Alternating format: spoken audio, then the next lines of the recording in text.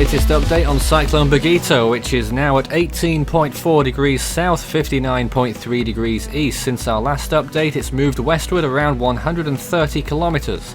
That's in about a 10-hour period. It's got winds of 75 miles an hour and an air pressure of 981 millibars, which means a slow weakening trend is continuing, although there are still signs that this storm could re-intensify before impacting the islands. All remains to be seen at this point. Over the forecast period, you can see that the storm will probably, according to the GFS model there, pass just to the south of Mauritius and Réunion, but it keeps defying the forecast, because that has been predicted for quite some time, a southwest movement, and it still hasn't happened yet. As you can see on there as well, the wind speeds may well go down just a little bit more, but still significantly high, with near hurricane force winds or at hurricane force winds near the centre, and a stage 4 on the CDPS scale, meaning that extensive damage is possible.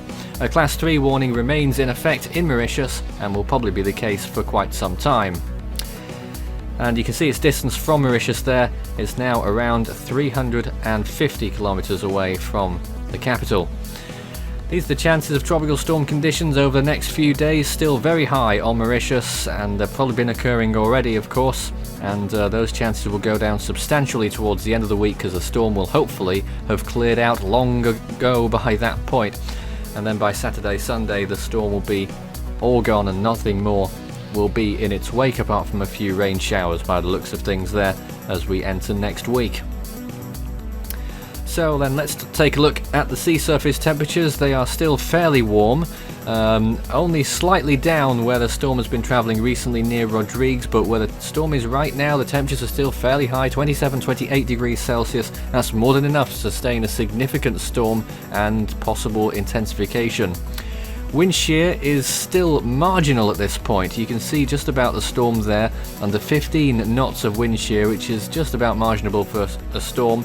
But you can see lower amounts to the east there, and they may travel closer to the storm over the next few hours. We'll wait and see. Well, here it is right now. This is the visible imagery, and you can see how it's been wandering very slowly towards the islands.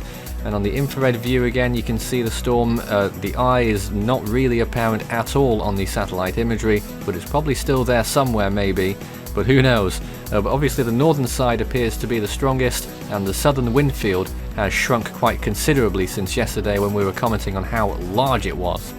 Dry air still off to the west, but most of the islands now under that moist environment of the storm. More to come.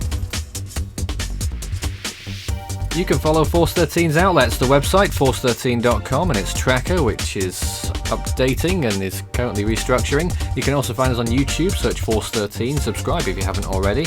We're also on Facebook under the same name, and you can follow us on Twitter at Force 13 if you want to send us a tweet or follow us there.